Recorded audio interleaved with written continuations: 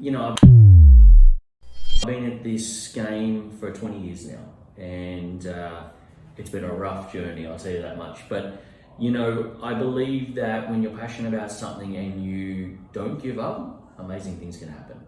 And I think I'm maybe testament to that. I had a number of false starts. I had 3 times where I ran out of money, and all the humility, being humbled several times is not fun like that. But I just didn't give up, and I figured out a way. And in the last 7-8 years, things have started to align.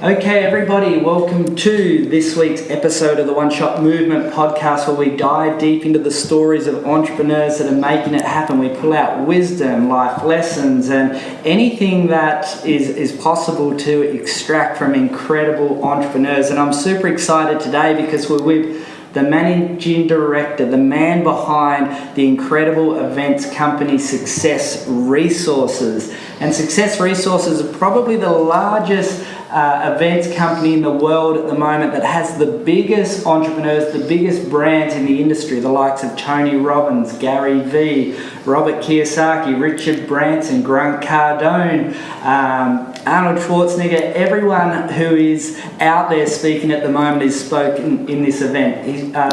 Michael's business has done over $1 billion in revenue, and he's done thousands of events, over 1,200 events, and doing over 100 events every year. It might even be a lot more than that. He'll share a bit more detail there. But we're in an incredible time at the moment, and I want Michael to share a bit more about his story. So welcome to the podcast. Thank you. I appreciate you having me on. Yeah, look, I've been at this game for 20 years now, and it's been a rough journey, I'll tell you that much. But, I believe that when you're passionate about something and you don't give up, amazing things can happen. And I think I'm maybe testament to that. I had a number of false starts. I had 3 times where I ran out of money. And, all the humility, being humbled several times is not fun like that. But I just didn't give up, and I figured out a way. And, in the last 7-8 years, things have started to align. Things got easier, things got better, and the journey continues to surprise me. And while it's still humbling in some fashions, we get up, we move forward, and we try and find a way to make it happen. So, yeah, for anyone listening, I have a business called Success Resources. As you mentioned, we run actually 500 events a year. Wow. And our whole purpose is to impact as many people around the planet as we can at a cost-effective rate. So what I mean by that is, if you go to an SR event and you come and see Tony Robbins, Robert Kiyosaki, Richard Branson, you can come for less than $100. Yeah. And that's something that's really important to us, is making quality education accessible for anyone. So I'm very fortunate. I get to meet some cool people. I get to tour around the world. But I'm constantly looking for amazing people like you who have a journey, have a story. And I don't care if you are The Rock, right down to anyone. If you have a story, if you have something that's impactful, that can change people's lives, I'm interested in that. Yeah. So I'm constantly looking for who's new, who's next, who's got an amazing message that's scalable. And that's what gets me up every day and keeps me really excited about, continuing the next 20 years of my journey. And in this podcast, we do talk a lot about challenges. You mentioned you had a few false starts. Was that in Success Resources? Do you want to just share a little bit about that? Because I really want people to understand that entrepreneurship is a journey, and just because you've had a false start doesn't mean you give up. You just get up and keep on going. So can you just share a little bit about that? Yeah, look, it's par for course if you're in the entrepreneurial space. Pleased to say that I haven't been in that situation within Success Resources. So all of my lessons and learnings and basically 3 times running out of cash was all in other opportunities that either it wasn't my passion or it was not meant to be. So the very first time was I actually left Success Resources and went and promoted another speaker myself. I thought I could do it myself. I was this young, arrogant, egotistical entrepreneur who thought, you know what? I could leave Success Resources, go do it myself, and I could be the big boss, and I could call the shots myself. And while that was all good, in the first month, we did more than $1 million in turnover. Wow. In the first month. So if you can imagine, I had 4 ventures prior to that, then went and worked for Success Resources, then went and started my own business, and within a month made all that money. But after that, my understanding was that I thought I'd made it. Everything's great. I finally got to this area where, imagine if I could do $1 million a month. How good would that be? And then you realise the realities of success. I had one speaker. I quickly realised in business you need multiple revenue streams. I had one revenue stream.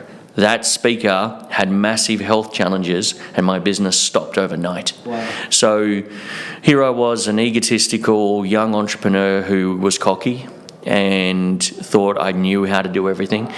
Then all of a sudden I became massively humbled and I lost it all. I lost all the money, the penthouse, all the exciting stuff that came with that. And then I started to go, you know what, I'm an entrepreneur, I can do this again. And that was probably one of the benefits of coming out of that loss. But I went into things that I was not passionate about, and other people convinced me to do it, and I didn't want to miss out on the journey or the run or the success. And I think that's a very big lesson for entrepreneurs, is going, they'll get promoted or offered things constantly in areas they're not passionate about, but they don't want to miss out on the run. Yeah. So I went in and, I was the number 2 guy on an energy drink company, and we lost $2 million on that. I had a perfume distribution business. We lost out on that. I had a bar here in Sydney. That didn't work out. Yeah. And then it wasn't until 2009 when I came back to Success Resources that I started following the passion, because the money was not getting me. All the things around success and drive and all that, and I thought it was all a money game. I flipped that on its head and I went back to the thing that I actually really loved doing, which was inspiring people, helping people, and hopefully making an impact. And since 2009 to today, I'm fortunate to say that I've always made money. Yeah. Now, doesn't mean there's not challenges, doesn't mean there's not things happening, doesn't mean alarms are going to go off. And you and I were talking just before this, is that, the coronavirus is what we're experiencing right now, and that's having an impact on my Asia business. Yeah. So every single day I have challenges. But when you're living your passion and when you get up every day with a purpose that's greater than yourself, the alarms can go off and you don't hear them. Yeah. The viruses and the things that are a challenge, sure, they're a challenge, but they don't stop you. So it was humbling to lose money 3 times on ventures and retreat back to my parents' place. Yeah. At the age of 27, having to go back and sleep on the couch or in the spare bedroom is humbling. Yeah. But it taught me so much, and I'm so glad I got to experience money, lose it, and build again from that basis. So it's been an interesting journey. Yeah, and I can relate a little bit to that story. Owning a number of fitness clubs, I was young, adventurous, and just wanted to grow super fast, and I was lending money to do gym fit outs, and in the GFC, banks stopped lending money, and that was hard to sell franchises. It was hard to do that. So totally understand, to be sometimes re-humbled is a really important part of the journey and process, and it just brings everything back. Now, from that point on, for me, I've just always assessed my downside a lot more than what my upside sometimes can be. And just on what you're talking about there about making impact, we were talking before here, and I said, look, this is this story, this journey, this message is my legacy piece, where I want to go out, and it keeps me up at night in a good way. And 2 in the morning I wake up and I start thinking about, I could do that, I could do that, I could do that, and there's so many opportunities out there. And you, at one stage, was really an Australian business, but now you're doing events all around the world. I've heard, you've done events to 50,000 people in Russia and all around the world. How did that take off to that level? Yeah, look, great question. When I came back in 2009, I bought into the business in late 2010, and I thought this would be a great little Australian business. We're doing about 8 to 10 million a year at that time, and I thought, cool, I could probably do this. I'll make about $1 million a year. I'll have a heap of fun, and that'll be exciting. My business partner at the time was about to leave and retire, and I thought, cool, this is the next 20-year run for me. I can have a bit of fun, and we'll see how it goes. Then our sister company, who we'd always done business with. So in the touring space, you might go, cool, I've got Tony coming to Australia. Let's see if any of the other regions want to, share the travel costs, share the, the stuff that comes along with that. And we might go and do Sydney, Melbourne, Singapore, and Hong Kong. And that was just a great way for touring partners to work. We did that for 10 years with our Asian sister company. And it was in 2011, just as my partner was about to exit and go retire, we had a meeting with now Richard Tan, the chairman of our company, and it was, why don't we try and do this in a bigger way in more countries and more regions? And in 2012, that idea came to fruition, and we started to do bigger events in different regions. So, and for full transparency, it's really easy in my business to grow internationally because Tony or Robert Kiyosaki or anyone, you can go to a point and go, hey, instead of doing Sydney, Melbourne, Singapore, and Hong Kong, why don't we do Malaysia? Why don't we do South Africa? Why don't we do the UK? And why don't we finish in America? Yeah. That's an exciting opportunity for these people. So it was really easy to go from one country to 14. It was actually 12 in the next sort of 18 months. And there was a lot of challenges that came with that. But it's not difficult in the touring space. And now I talk to a lot of people that I do business with, and if I just said it was Australia, they wouldn't come. Yeah. Right? It's just too far. If I now say, let's do a 2-year run in 20 countries, make a huge impact, that is more exciting than coming on a 14-hour flight from the US just to come to Sydney. So I'm fortunate and excited that we're now in 37 countries. We run 10 events a week somewhere in the most amazing places on the planet. And you know what's interesting is that it doesn't matter which country you're in, which language you're speaking, and what we're doing, everyone has a desire for more. Doesn't matter if we're speaking German, if we're speaking Mandarin, where we are. There's a group of people who are entrepreneurs who know they want more out of this thing called life. And the challenges that Aussies and everyday people have here, they have that in Europe, in South Africa, in Asia. So what we were doing here and we'd modelled really well, we then scaled it overseas, and it's been exciting. Yeah, and while we're talking about international business, I've had the joys of I've been to 120 different cities around the world. Amazing.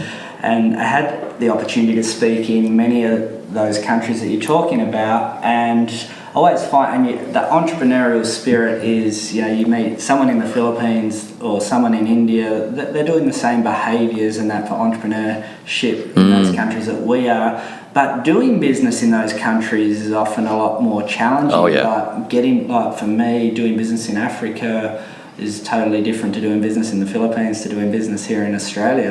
What would you say a company like yours, I like your philosophy and model, bringing really high profile people that can learn for sub $100. That really makes it quite affordable for everyone. What are the business challenges you've faced internationally? Oh my God, so many. Let's just start with cultural challenges. Every region has a different cultural challenge. I just mentioned to you that I might have to jump on a flight on Monday and go to Abu Dhabi. There are very strict cultural requirements there. I can't just go in as a excited, hungry Aussie just wanting to do business the way we do it here. There are protocols, there are different things. Right through to Africa, as you just mentioned, there's different cultural things there. Then there's financial constraints. Then there's technology constraints. Then there's security constraints. And each region has its nuances on challenges. And all of those things you need to figure out. And I've been humbled so many times. Africa's one where we went there and we started an event on this particular day. And in Africa, there are 2 pay cycles. And if you don't get those pay cycles right, then you could be 3 weeks out of all of your audience waiting for their next pay cycle. So in Africa, there is the private sector and the public sector, and they get paid on the same dates every single month. So if you're a company there, we have to pay our staff on that particular day. There's no missing it. So here we are excited. We move into Africa, we run our big event, and we get those dates wrong. Yeah. Everyone's excited to actually come and learn from us, and there's no money. Yeah. There's no one transacting. There's no one thing. Then you go, okay, great, we need to make sure we align this with that. Then you get there and you get all credit card machines and you realise, no, they don't use credit card machines in South Africa. It's all cash. Yeah. And this is going back maybe 8 years ago now, but every single region has its challenges. But we've got to get through those challenges. There are people on the other side of those challenges who need to be impacted. So we need to move through those challenges, identify them. Now we're a bit more smart about it. We have an office in the Middle East, in Dubai, and we partnered with someone for 4 years previous to make sure we understood the culture, the nuances, the licenses, the regulations, the financial components. And once you do that, now we can go, cool, we know what it's like. We know what the audience is like. We know what they love, what they don't love. Let's go into that region and actually put a peg in the ground. So countless challenges. But it's when you put your focus on the impact, the challenges minimise. And when you're talking about international, like it's 24 hours a day, 7 days a week, you're in different time zones and you're running a company, but you're getting issues in Africa, which it's either your early morning or your late night while you're dealing with them quite often. But I always say the good thing about having an international business, like we mentioned the coronavirus, that might become a little bit more global, but you can recession-proof yourself and the diversity, and if your business is all here in Australia as well, it's a small pond really. 100%. When you can do business in Russia and places like that, it makes it so much more exciting, and the possibilities are a little bit more endless. 100%, and let's be clear, business isn't always like this. So while we're having a great run in Australia right now, Asia's tough. People aren't turning up to events. People are buying tickets and not showing up because of coronavirus. But then business might be better in Europe for us. We had some big events on the weekend in sort of that eastern corridor, and some of the numbers were phenomenal. So that's business. You understand there's going to be highs and lows constantly, and you're right. We've been fortunate to diverse and not be so reliant on one particular region, and I'm really glad we did that. Yeah, and I want to move a little bit across into the people that you have at your events. Like these guys here are the best of the best. In my opinion, I've learned a lot from nearly every single speaker. Thank you. From Robert Kiyosaki to Richard Branson. I've got all their books, and I really do admire them. How is it to do business with them, and to get in front of a guy like that? You need a talent in its own right. Talk about that. Well, it's funny. It was so difficult at the beginning because we were just one little geographic region come to Australia. What really helped us is having a partnership with Tony Robbins for 25 years now. That helps because he is the most recognised in our space. So partnering with the most recognised in your space is always great for leverage. However, it doesn't always mean you're going to get business and it's going to flow effortlessly. A reason I do a lot more podcasts now, the reason I put a lot more content now is not because I want to be a speaker. I have no interest in being a speaker. I know my place in this world, but this stuff produces content which I can go out there and align and share and impact, which hopefully some of the iconic people I want to do business with will look at it and go, okay, Michael is doing business with some of these cool people, and Michael is sharing. So when you build a brand, it becomes a lot easier. But there's still a very large portion of the people and the talent that I want to access that I can't. There is no direct line. They're at a whole different stratosphere. So it's difficult. It is one of the more challenging aspects of the business because if you think about this, I did 525 events last year in 37 countries. 20 of those were the same. 500 plus were new and had to be created. So when you do that and when you understand that, you need to constantly put on new tours, new events, new talent. You can't have the same. I can't have Tom Bilyeu out here doing another Success Squared event like I just did next year people won't turn up. Yeah. So I'm constantly re-engineering, re-strategizing what I've got to do to make an impact, and that means I need a lot of talent. And so for me, I've got to try and figure out how to get their attention, how to scale their message. I'm tapping into people right now who don't even speak, but I know they've got a message. And there might be a more celebrity-based talent, and I'm knocking on their door going, hey, I know you've got a message in there that you want to share with the world. I know you're off doing your thing in sport, fashion, media, Hollywood, whatever it may be, but when you're done with that, let's have a chat, because what you talk and share on your podcast, on your social, tells me that there's something in your core of giving back. So I'm now tapping on the shoulders of people who don't even speak and won't for another 3 years, because I need to keep filling that funnel. And there's a direct correlation between the quality of people I put on my stage to the impact I can make. So I need to keep putting quality on my stage. And while we're talking about brands, and I might just stay on the different speakers. What are the challenge dealing with? That I'm sure they're all different and very unique in their own right. What challenges often come up? Is it ego? Is it some people are really easy to work with, some people aren't easy to work with. What are some of the challenges? Lots of challenges. Most of the people, I'm either tapping on their shoulder and I know who they are through what they do every day.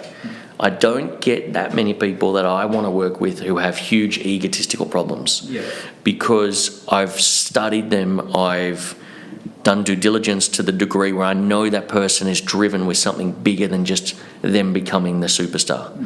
So when you understand that, you tap on their shoulder, you tap into that legacy piece. I know you are an amazing sports star and you're on the TV constantly, but I can see that you have a passion to give back and teach other people.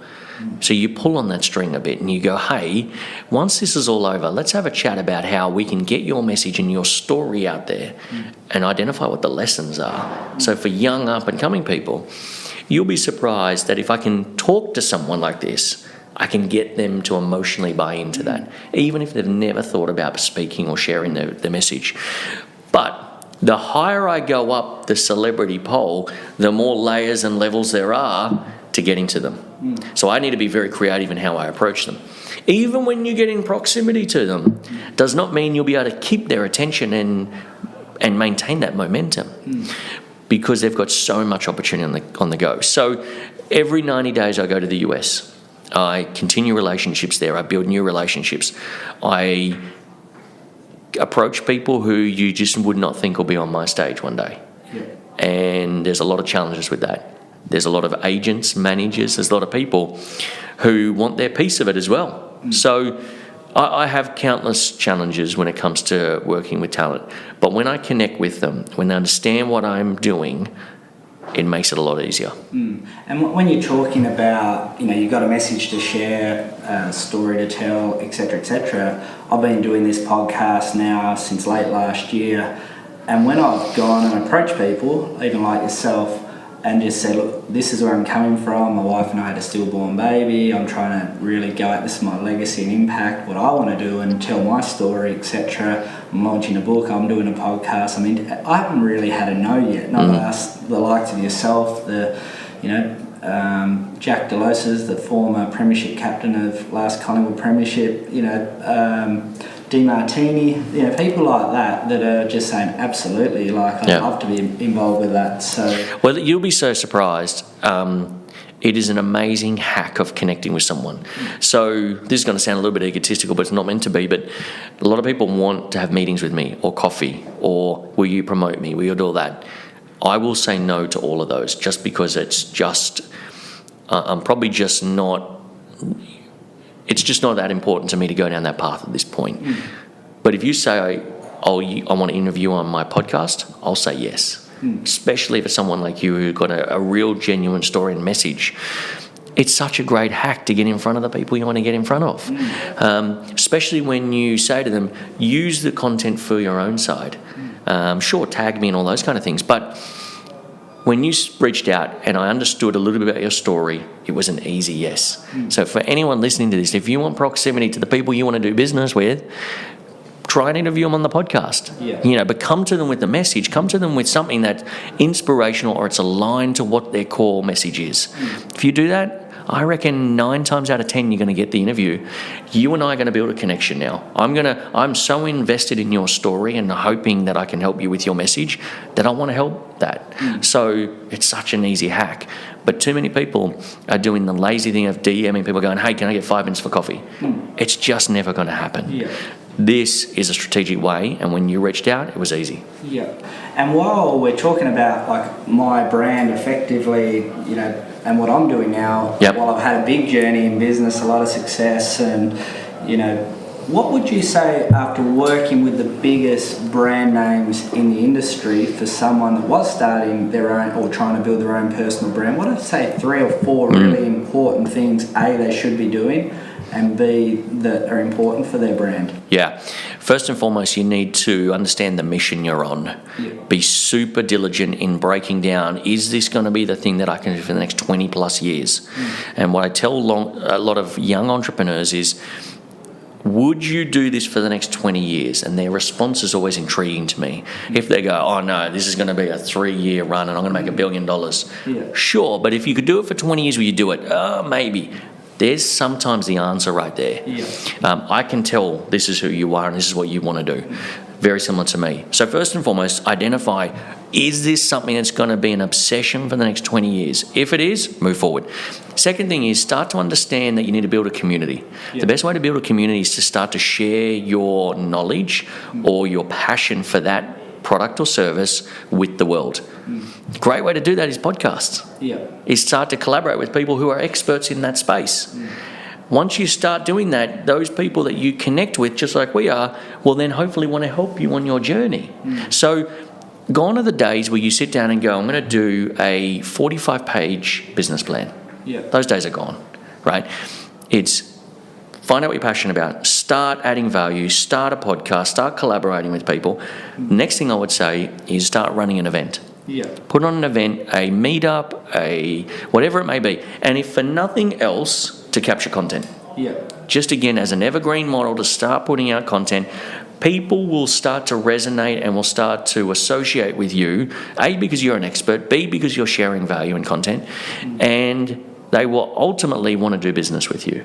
So, yeah, I think we've seen a huge shift in the way you need to bring an idea and concept to market. And the game has changed. You need to add value, you need to collaborate, you need to joint venture. One of the key things I would suggest for anyone is don't sit down and start a business and go, cool, let's get a sales team, a marketing team, and all this kind of stuff. The 2.0 business success formula is just identifying who has my clientele. Who already has it? Because if we sit down and go, who is the team, who is the company that's got my exact client? Go do a deal with them.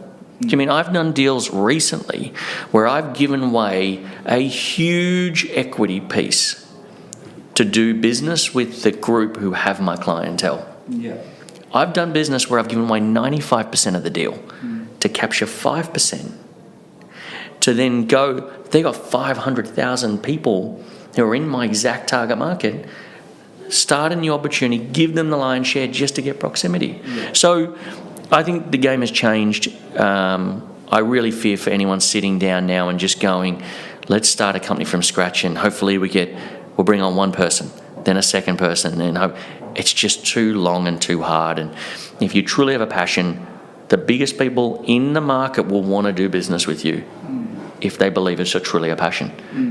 And with like we're talking about business, and you've had all the big names on your stage, you would have got no probably a dozen times before you got yeses. Oh my gosh! So many people will give up just as a no the first time, and that's it for them. Like, what would you say to someone that's an entrepreneur and they're not getting the results and they're just thinking about giving up? Like, how would you go about? First and foremost, if it's an obsession and it's a 20-year run, there's no giving up. So let's be clear about that. too many people are starting opportunities where they'll get 5 no's and they go, maybe this isn't the right thing for me. And you know what? It isn't. That's why the first piece of those steps I said was to truly identify the thing you're obsessed with. There's a huge distinction between passionate and obsession. Once you get to find that obsession, you will handle the 5 to 10 to 100 no's that you are going to get. If you're passionate, you're not going to be able to, last that. Every day you got to figure out, what have I got to do to get to where I need to get to? Who do I need to talk to? How can I be strategic in partnering with someone who's going to get me to? The only reason I gave 95% away to somebody was because A, I could say I was in business with that person. B, they brought a lot of leverage to the table. Yeah. C, I could actually get them to introduce me to 5 other people that I now do a lot of business with. Yeah. So you got to be strategic in the way you do it. Of course you're going to get no's. I'm constantly getting no's. But I'm constantly getting up, picking myself off, dusting it off, and going, cool, I got to get more strategic in the way I figure this out. And here's a big lesson I learned from Jesse Itzler. And Jesse Itzler's an amazing guy. If you guys don't know of him, you have to Google him. He says, too many people are looking for a win-win. Yeah. Make it a no-lose situation. Right. Man, if I go to a company and I go, I have a proven model here, I have an amazing opportunity, and I want to give you the lion's share. Yeah. Make it a no-lose situation. Too many people are going in and looking at one side of the equation going, I want to share with you what I'm doing, and it's all lopsided to them. They get all the win out of it, and that's why they're getting no's. Yeah. When I have a truly congruent and clear strategy, I don't get too many no's. Yeah. I know when I get a no, it's like, that was not a no-lose situation. So how can I change that? That's the mentality you need. And I guess, and one of my chapters in the book is about leverage, how to leverage time, money, and meaningful relationships. And I guess we're just really talking about, the word leverage, which is super important if you want to get ahead in life. But you're really honing in on leveraging meaningful relationships there to get your wins. Oh, it's huge. My whole business is relationships. So, excuse me, I only put on an event with somebody that I'm doing business with. I can't run my own seminars. So it's just not who I am. So every person you see on my stage is built from a relationship, either in the last 12 months or the last 10 years. So one of my superpowers is being able to build a really authentic relationship with people. And while I fill the funnel today and add value to those people I want to do business with before I do business, allows me to start to profit with them years and years later. Too many people are too short-term in their thinking and go, I want to do business with you now. If I can't do business with you now, then I'm not doing business. There's somebody I'm doing business with now, and we've been in talks for, it's got to be 18 months. I've done nothing but add massive value. And now the pennies dropped for them. Now they're calling me going, Michael, I'm ready. Let's do this. So that's my model. I give massive value to people before I want to profit. And you'll be funny at, who DMs you back, who calls you, who emails you when the penny finally drops. But to do that, you need to be service-based, you need to be relationship-orientated, and you got to be hardworking. And you did mention, and you shared right at the start, there's been a couple of entries into business. Were they where you didn't have the success that you wanted in your 20-year run? You were sort of talking about that 20-year run story. Were they things that you saw that, there's some quick money to be made here, I'm in and out, and it just didn't work? Is that because you just weren't passionate about it? And what would you say when someone does see the quick money for a 2, 3, 4 year run, and how does that often end? Yeah, look, I think anything short term is not going to be sustainable. If you go, I want to get in here, or you want to make $1 million in the next year, it's a recipe for disaster, and the likelihood of that coming off is very small. A lot of those ventures, I wasn't obsessed about changing something at a global level. I was, how can I change Michael Lane's financial position, which is always a problem. So when you put your attention on something that you're obsessed about, you don't just fail or give up. You figure out a way. I've been in this business many, many times in many regions where it's like, shit, that just did not work. Yeah. But I ain't giving up on this thing. I'll pivot, I'll iterate, I'll figure out a way to make it work because I'm truly obsessed. Those other ventures were just, stories on my journey, lessons I've learned, things that got me back to where I needed to be. Now, let's be clear, some of those were amazing concepts. Yeah. And I was not the entrepreneur to pull that off at that stage. Yeah. One of them I could go back and do right now, and I reckon I could make a lot of money on it. Yeah. But I'm not interested in making just a lot of money. Yeah. I want to make an impact. Yeah. So I make a lot of money here. We're doing what we're doing and making an impact. So, yeah, I think I was early on some of those ventures. I think I was obsessed with Michael Lane making money. And when I started to get back to my core, this is where I'm meant to be. And this is a really good lead into the question I want to know about high performance and Michael Lane. You've got an international business, you've done over $1 billion in revenue, you're doing events all around the world.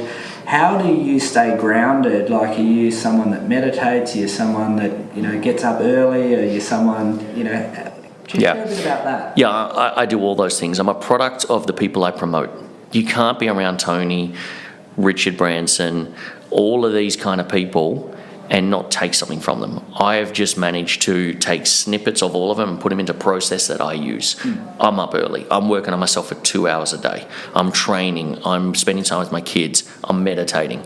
I'm meditating. I'm meditating for 5 to 7 minutes a day. Yeah. That's it. When you talk about high performance, you talk about those kind of things, again, I've truly understood where I can make an impact globally. When you tap into that, you perform, you show up, and you attract people at a different level. I understood that. I worked a lot with somebody that I know you're going to be working with soon, who's Dr. John DeMartini. He taught me a lot of this stuff. Yeah. I studied his principles. I toured with him. I went overseas with him, and we did some cool stuff together. But I'm a product of the 20 years of learning. None of the stuff I've mentioned today is groundbreaking. None of it's Michael Lane content. I've just pinched this from other people and used it in my life. And most of those people have done the same thing. So I have a global challenge I need to figure out. Every day I wake up, every night I fall asleep thinking, what can I do to make an impact? And my chosen field is education. That's why people answer my phone. That's why it's not that Michael Lane's so great. It's just I've done the work. I'm continuing to do the work, and I'm putting myself in proximity to people who are much bigger, greater, and got more leverage than me. That's why I've done well. And at the end of every episode, we always wrap it up with a few rapid-fire questions. Do you have a favourite book, and what's that? I don't have a favourite. I read a lot of books. If I was to rattle off a few, you're probably talking Napoleon Hill's Think and Grow Rich. There's biographies that I just live by and swear by. There's financial books. There's Tony Robbins books. There's so many, and it would be difficult to name one. But I'm a huge avid learner and reader. And what about podcasts? You listen to podcasts? 100% every day. I'm listening to Jay Shetty. I'm listening to, Tony Robbins. I'm listening to Grant Cardone. I'm listening to everyone. Again, my 2 hours a day working on me, there's at least an hour of podcast in there. Yeah. So I'm constantly learning. And what's the best bit of advice that could come from growing up, a school teacher, could be anything. What's the best bit of advice you've ever received? Find out what you're passionate about as early as you can. Right. And the key lesson that is, if you could wake up every day and do that thing for 20 years and make a huge impact despite the money, that was the best piece of advice I've probably been given, because that's the thing that's come full circle for me, and I get such a bigger ROI out of helping people than I do out of making money. What about the next 3 to 5 years for Success Resources and Michael Lane? Yeah, look, we have a very strong and aggressive growth plan. It's very digital orientated. We do a lot of events. We capture a lot of content. We'll be putting that onto, if you want to call it, the Netflix of personal development. We've been partnering with the most iconic people in this space, and we'll have their content on our platform. We've done partnership deals, equity deals. We've done a whole heap of stuff with the world's best, and you'll start to consume content. While I love you to come to an event, I'd love you just to wake up every day and go, let's get, 30 minutes of Tony Robbins on my phone on the way to the office. Yeah. So I'm continuing to find ways to make quality education affordable and accessible globally. Now, I know that if I run an event in Perth, that's not going to be of any use to anyone in Asia or Africa or the Middle East. But if they can have that and they can live stream that event in Perth and have an impact from it, that's what I want to do. Yeah.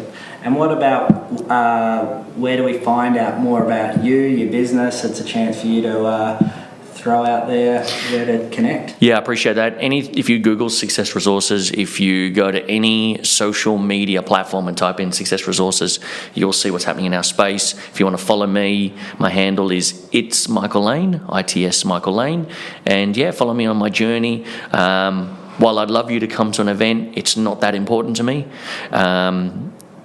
Get on, listen to this podcast, listen to somebody, get up every day and figure out a way how you can best serve this planet on the finite amount of time you have here.